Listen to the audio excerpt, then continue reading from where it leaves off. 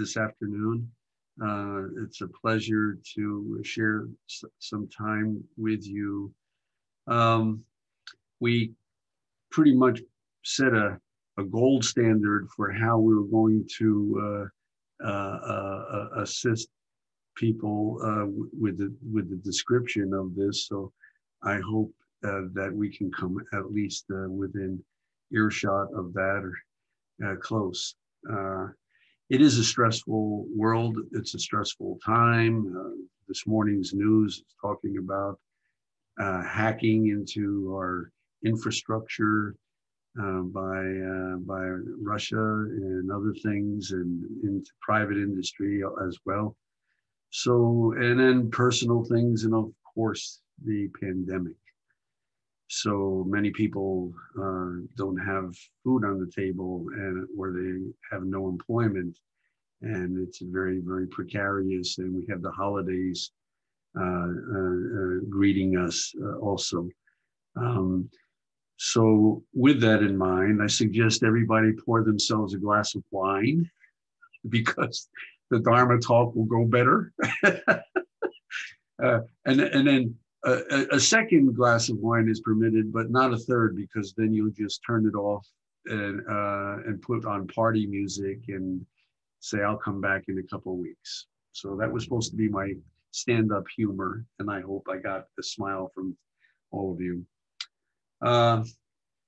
Each week I post a blog on the Zen Center of Las Vegas website on Monday morning. So you are going to get an advance reading.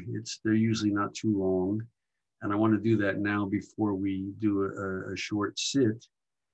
And this week's teaching is very interesting. It was inspired by a PBS show that I saw on quantum mechanics. Now we know about quantum physics and Einstein and E equals MC squared and some of the other famous physicists of the time. But I found this interesting because in a way it was discussing cause and effect as happening simultaneously within the universe. So little things that we do where we don't give much thought to can have an effect somewhere in the grand scheme of things. So it's kind of lofty to begin considering stuff like that. But I kind of put it into pragmatic terms, and we'll have questions later on after the meditation.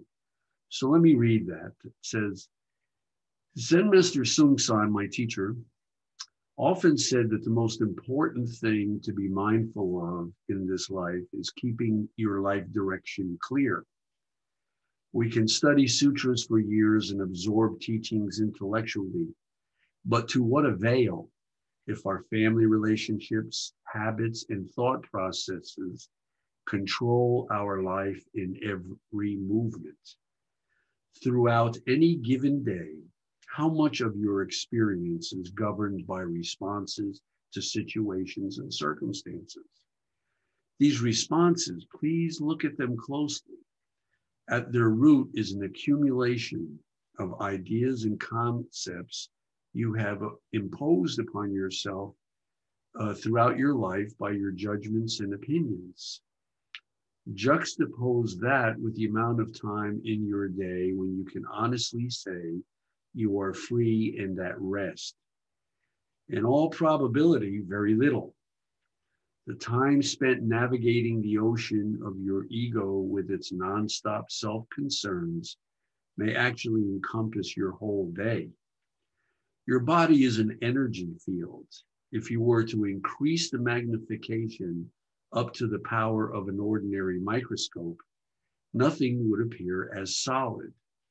Should you then be able to place your body under a powerful electron microscope, you would seem to have dissolved a matrix of wave patterns that the great ancestral teachers referred to simply as energy movement, akin to what can be described as a cosmic dance. The point of my saying all this is that our mind and senses want desperately to cling to some notion that we are an unchanging entity, Zen meditation, as we experience it, this quieting of the mind, is the centuries-old process of observing our attachments permeated by this nonstop mental movie, a movie that we erroneously employ in a manner that, well, in truth, is non-existent. This is not to say that if we accidentally cut ourselves while chopping vegetables in the kitchen, we are somehow oblivious to or detached from pain and the immediate need to apply a Band-Aid on the affected area. Our bodies should be considered tools that allow for compassion and love to grow and unfold in this life's journey. Subtle movements of energy are happening all around us and all the time. Put in the simplest way possible, everyone, human beings are process, not entity. It's worth repeating. Human beings are process, not structure, not entity. The cultivation of this ever-changing energy exists in ancient practices such as Qigong and Tai Chi and some martial arts. The purpose of this cultivation is essential. It provides access to see through the veil of our insidious predilection towards believing over and over again in this non-existent entity. The Chinese sage Lao Tzu, author of the Tao Te Ching, is quoted as saying that, quote, the energy of the universe is never exhausted, end quote. When we quietly allow things to come to us via meditation, rather than continuously engaging our self-promulgated agenda, this yearning for peace and equanimity is revealed in all its beauty and indeed its simplicity. Being still and unmoved, breathing deeply and silently, we are able to free ourselves from the inevitable disturbances. And I say inevitable because your thinking is going to appear. You don't want to sweep it under the carpet or try to stop thinking, but you're no longer attached to it. The last sentence, the cosmic dance is then able to manifest. And I think ancient religions like Shinto and Taoism, also like American Indian tradition, Native American Indian traditions, find that everything in this universe is vibrating at a different pace. And that includes trees and insects and rocks and stones. Everything has this energy. If we put the microscope down, we see that the building blocks are the same for all of us. So why did I talk about that? 1 week today before Christmas and 2 weeks away from a new year, amidst all the things I mentioned at the beginning, is because it allays some of the concerns and fears that we self-generate by being influenced by outside circumstances, situations, and conditions. And this is, when we meditate, it's waiting for us. It's just, our association with our bodies and how our thought process works is the key to unlocking this. It's not some special energy or things that we need to travel great distances to the top of the Himalayan mountains and meet with some great teacher. All of us have this capacity right now, right in this very moment, to slow everything down and just observe the processes. Allow your cells to regenerate. And we can do that through meditation. I always say, at least in our tradition, I know this is interfaith, but that our true religious practice in Zen Buddhism is to manifest continual clear mind moments. And from that clarity, getting to just this empty blackboard, then E equals MC squared is possible. It's like Einstein, he didn't do that at a blackboard. probably some of you read a biography know that he was laying in the field looking up at the changing nature of clouds appearing and disappearing. And that's where that simple equation came from, E equals MC squared. So I'm always available to give meditation instruction as I was taught. We always say Zen enters through the body, and there's certain breathing techniques or focus that you want to engage in to give your mind a job. So you're not just sitting there silently, but you're being completely controlled and led by your thoughts.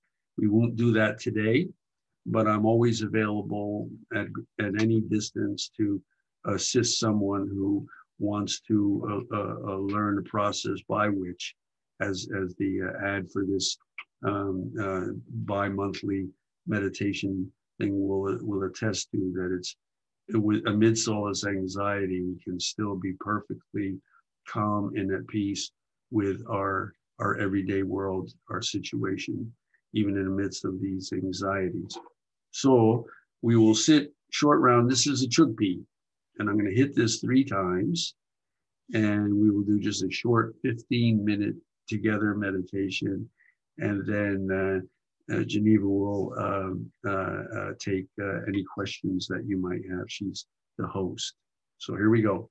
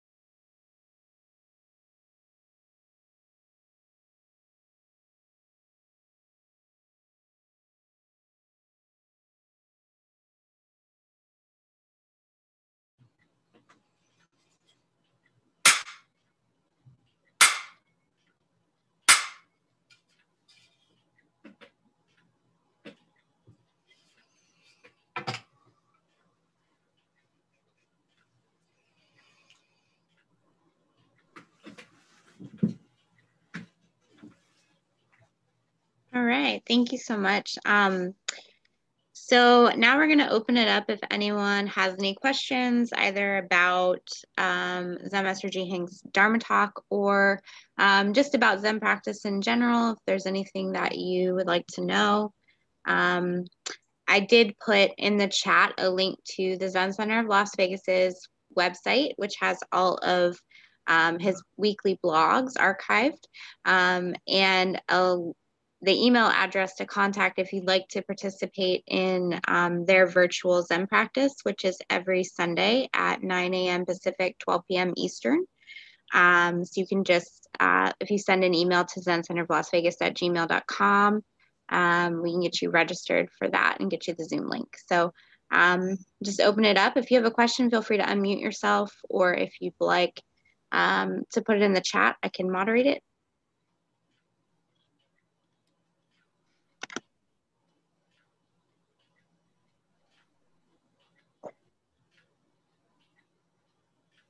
Anyone? Or comments, anything? Zen Master Shinran always used to say, "Oh, very good. Nobody's saying anything. Everybody already have enlightenment." I think that's it. Hey, Geneva. Hey, how are you doing, Valerie? I'm doing well. You know, I'm here in Las Vegas too. So. Oh, really? Yeah. Oh, you're with SGI Las Vegas? Yes. Oh, I didn't know that. Yeah. Do you know Vaughn? Right. Yeah, Von Trefalian? Yeah. Yes, I do. Yeah, I love him. Tell him I said hi. I will. Okay, Master, I'd like to ask you, when you're quieting yourself like that, how do you connect to what it is you desire? First of all, throw all your desires away. Then that will enable you to connect. So we have our ego, and it's replete with all our wants and solutions to even mundane situations like going to the market and stopping off at the post office and hoping that there's not a big line there.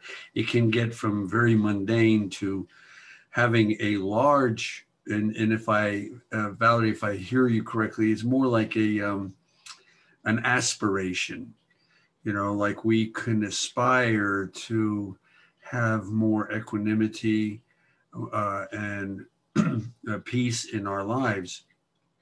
So earlier on, I mentioned about giving your mind a job. That's actually necessary. Otherwise, this quiet that you alluded to, your word, you know, it's like it eludes us. It's always there. Let's put it that way. Thoughts are like clouds that appear and block the sun. It's a rainy day or something like that, but the sun is still shining. And when the clouds disperse, then we once again see the sun. So our minds are originally quiet.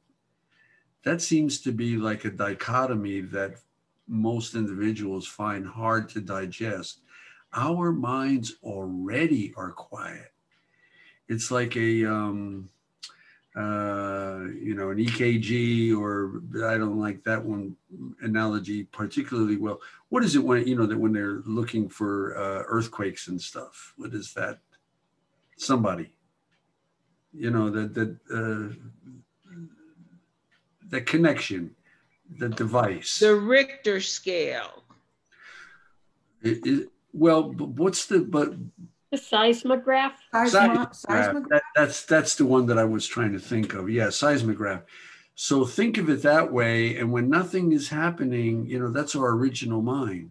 Something happens, then the seismograph has these long strides in it, depending on the strength of the thought, or in the case, the strength of the earthquake or the movement of the earth in that way.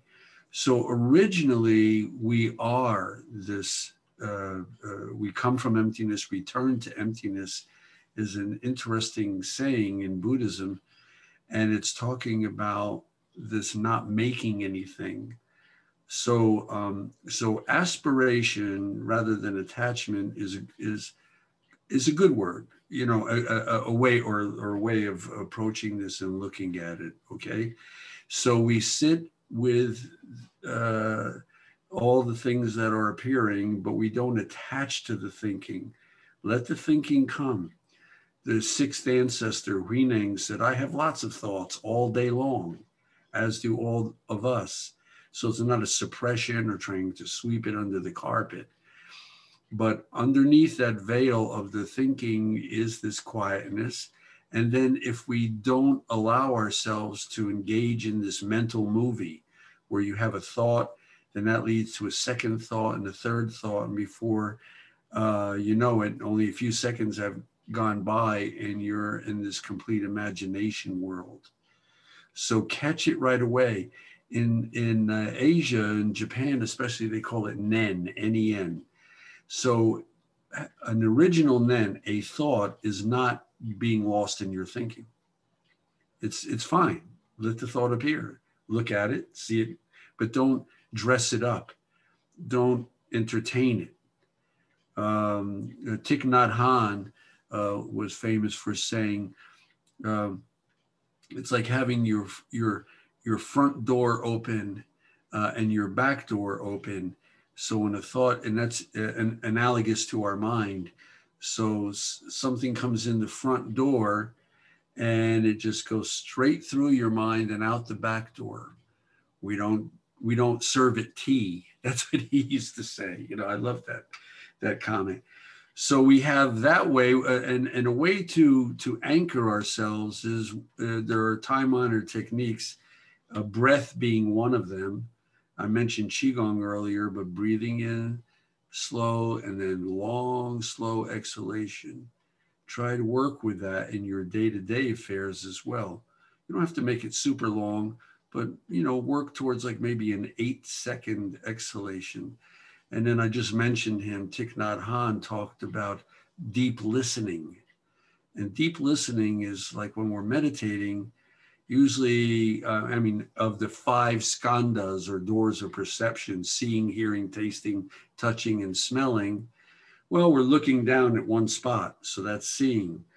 Touching, there's nothing tactile. We have our hands in maybe the Mahamudra, and maybe there's some incense burning. So there's a but by and large, the only thing that really changes a whole lot is this hearing.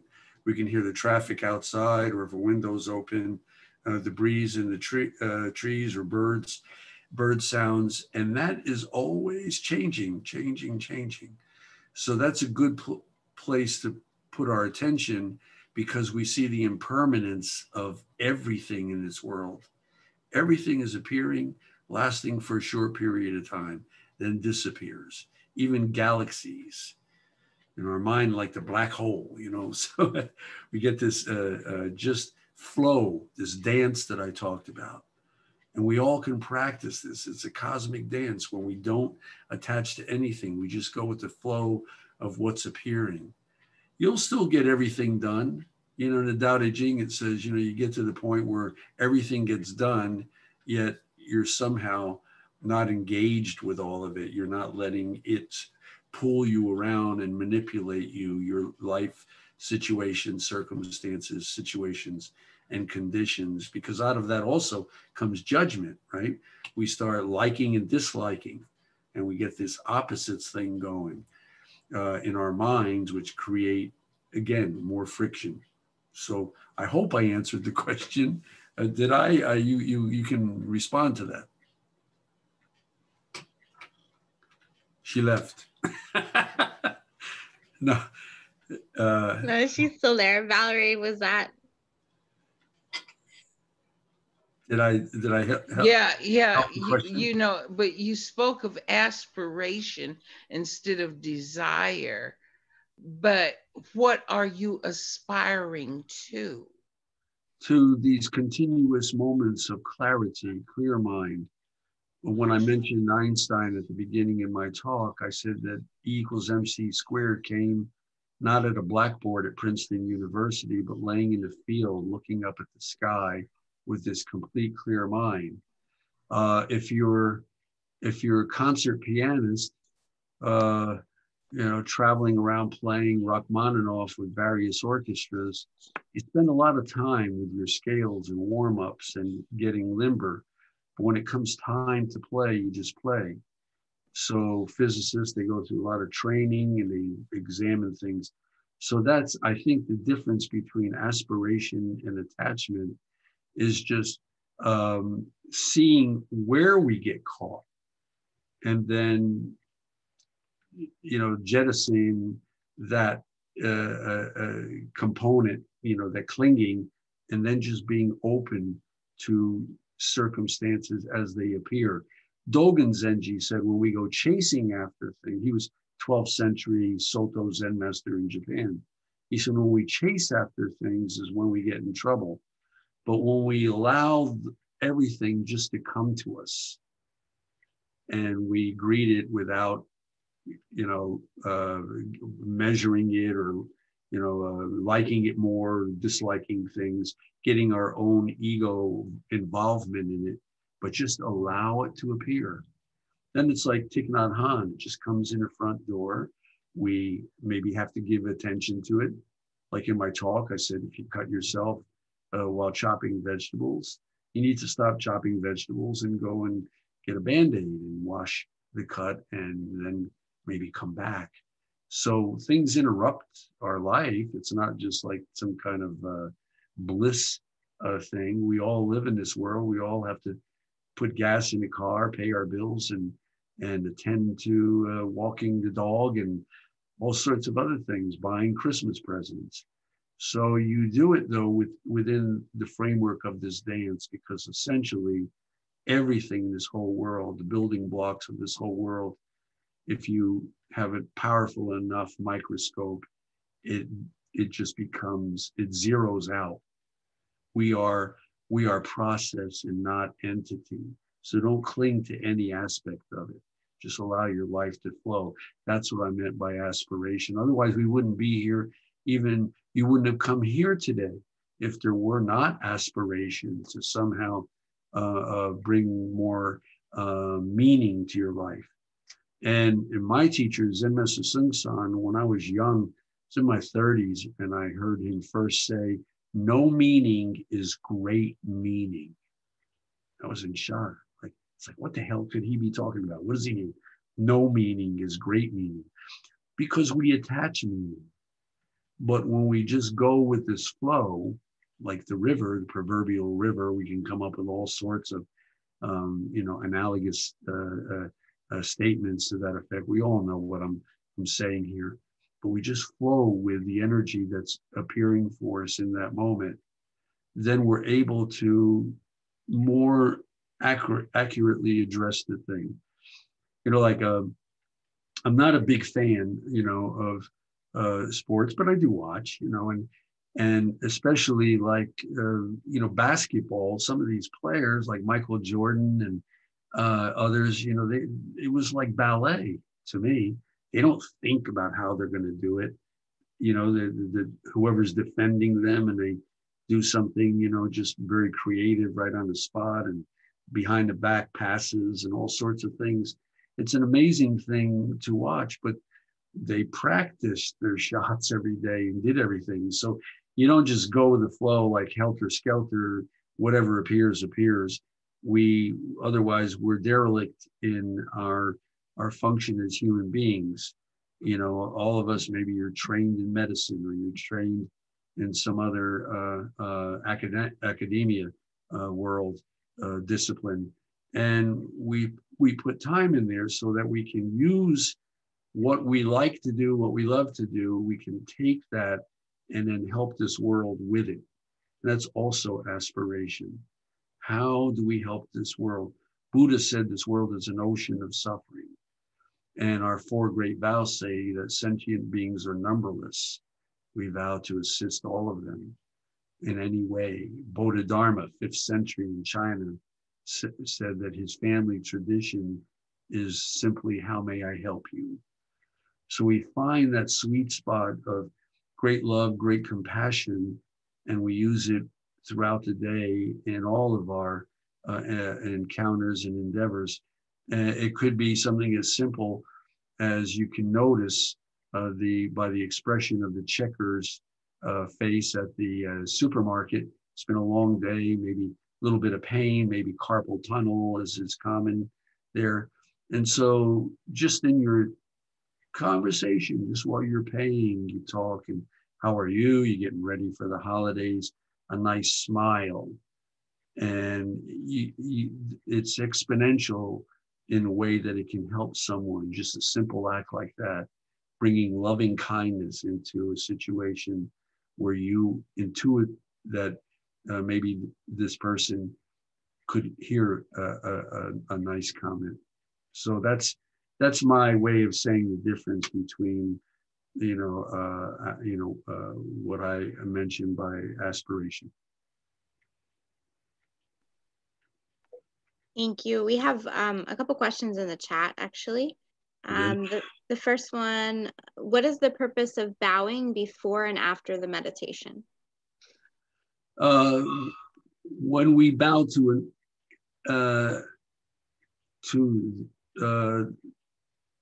well, I mean, we're not in a Dharma room. That's why I'm like pulling back from that.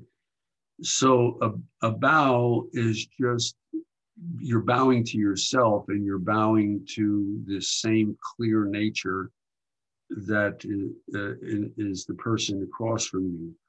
You're mutually respecting each other. So like in Asia, people commonly bow. Here in the United States, we don't do that. And now with COVID, it's like an elbow, greeting instead of a handshake, which is okay. So it has a similar quality to it.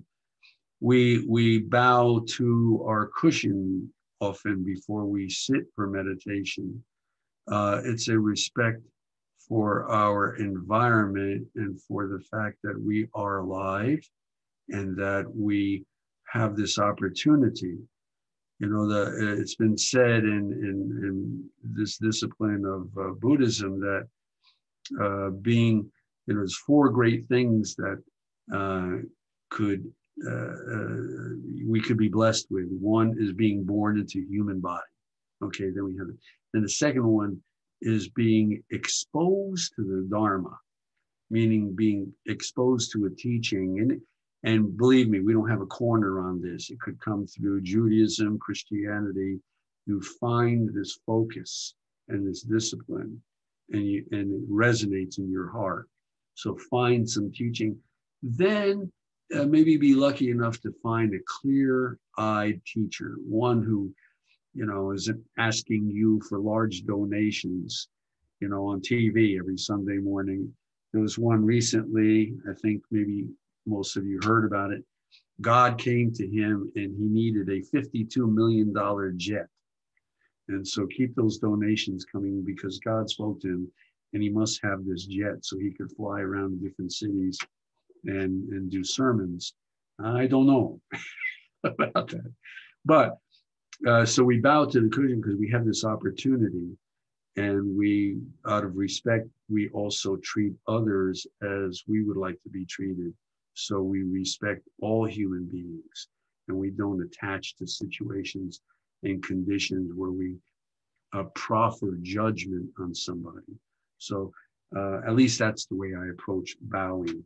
It's not with any kind of subservient thing, nor is it adoration. The Buddha, that was just a gold statue behind me. That's all that is. It's a gold statue. I don't bow to that image of this person. He just opened up this panorama.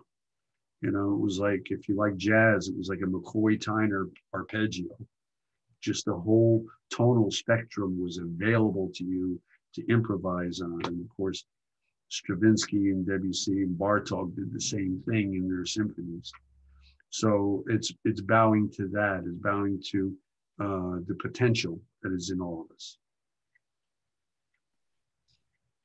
Another question from Dorothy. We have, can you pray and meditate at the same time? Sure. Sure, the prayer then can be like the discipline. Oftentimes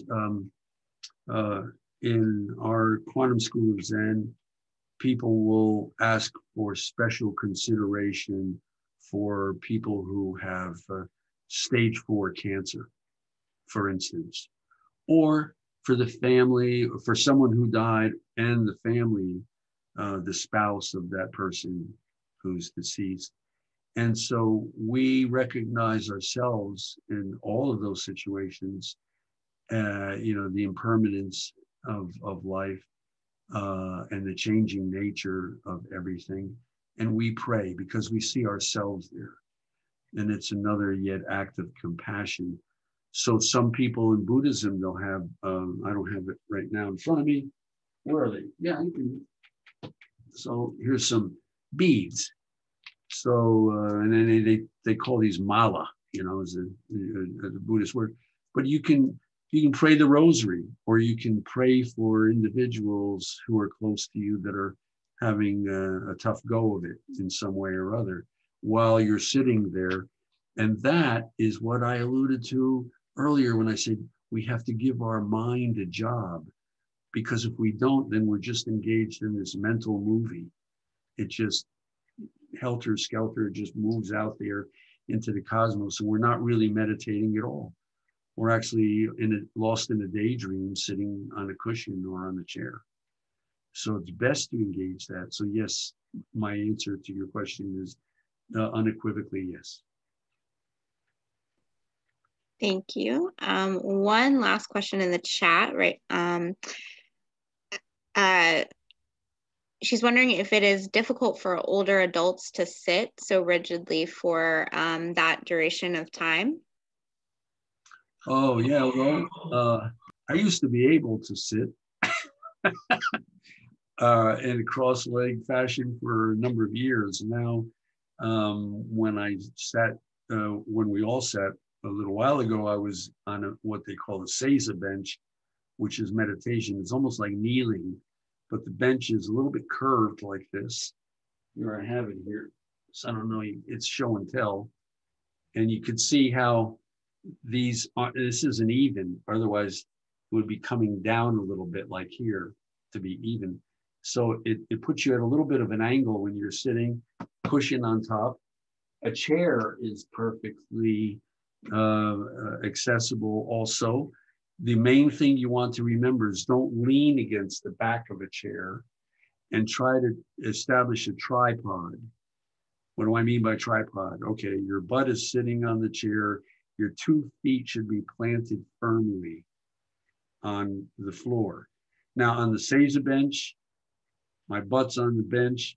My knees are establishing the tripod because they're on the floor. And then if you're sitting with your legs crossed, whether it's even like with a quarter lotus is when you just put 1 foot up on your, not on your thigh, but on your bottom part of your leg or above your ankle. That's called a Burmese posture or quarter lotus. And a lot of people do that because sitting long periods, if you're at a retreat, you can get a little stiffness, not only there, but you start tightening up elsewhere, and your neck and shoulders get tight. So make yourself as comfortable as you possibly can. And now that I approach age 75, I very rarely sit cross-legged anymore. I can do it, but I much prefer this. Like my cousin said, who just turned 80, he said, I get out of bed in the morning in stages. So it was, of course, a joke, but we all know that, there's body changes, synovial fluid and tightness in the shoulders everywhere there. So by all means, please do that. One last comment on that is that one time an individual came to Providence, Rhode Island Zen Center, where I used to practice, and they had some type of surgery. They did the whole retreat laying down on their back, looking up at the ceiling. They didn't fall asleep. They maintained the integrity of their practice, whether it was prayer or the mantra or, the breath, and did the whole retreat that way. So that's like laying down. So you could actually just be cautious about slumber or getting, you know, it's good to watch your breath if you're going to lie down in bed on your back and try to do this focus. Make sure that you are focused, because we get it, you know, the habit mind is going to tell us, oh, body's lying down, nap time. You know, it's like talking to our brain there. Okay, I'll take a nap now. So you don't want to do that. Stay awake. Thank you. We have a few minutes left. Are there any other questions or comments from anyone? You can unmute yourself or. Can I read a little passage? Sure. Read. Sure. Yeah, could I read a little passage? Sure. It says, inherent within the mystic law is a power as expansive and vast as the universe.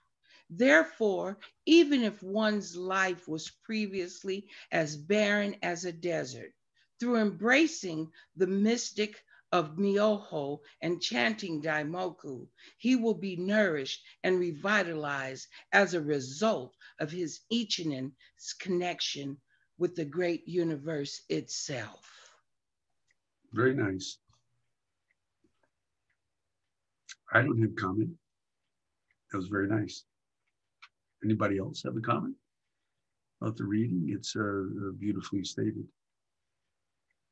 No different from what I've spent the last hour saying, by the way, because even in my talk, I got into the energy field and, you know, microscopes and seeing this all as a dance, because when we finite the microscope down far enough, how did I say it here?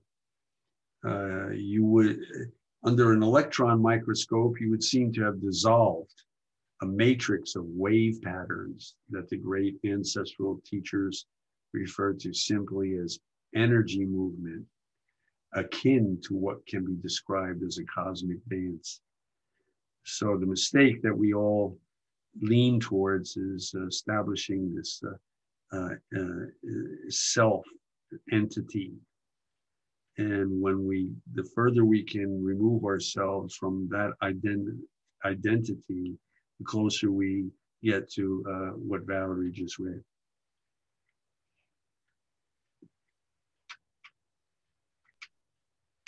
Any other final questions or comments?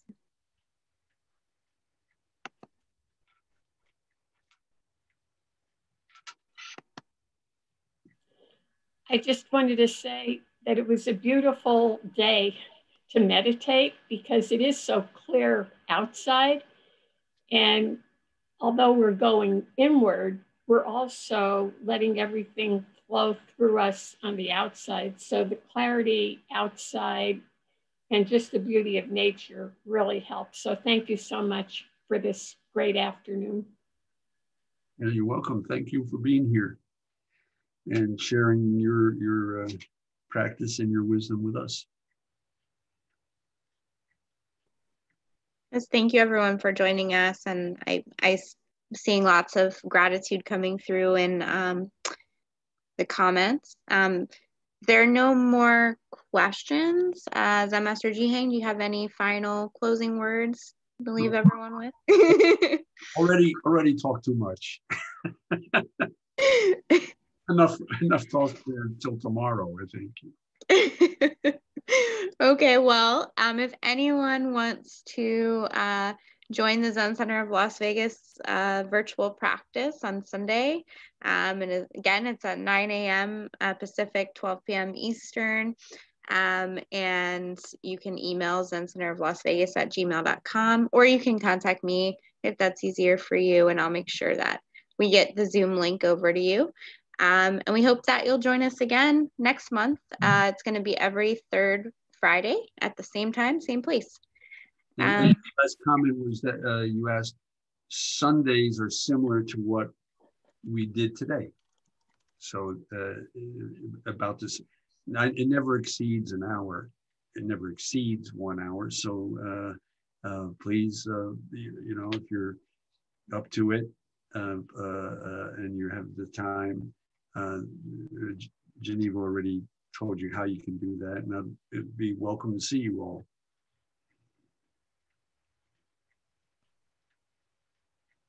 Great. So thank you all. I see your comment, Rhonda. Good to see you. Good to see everyone. Hope that you all enjoy the holiday. There are many, many holidays this month. So whatever tradition you partake in, whatever that looks like for you, I hope that it's wonderful. And we hope to see you next month. Very good. Bye, everyone. Happy holiday. Bye. Have a good afternoon.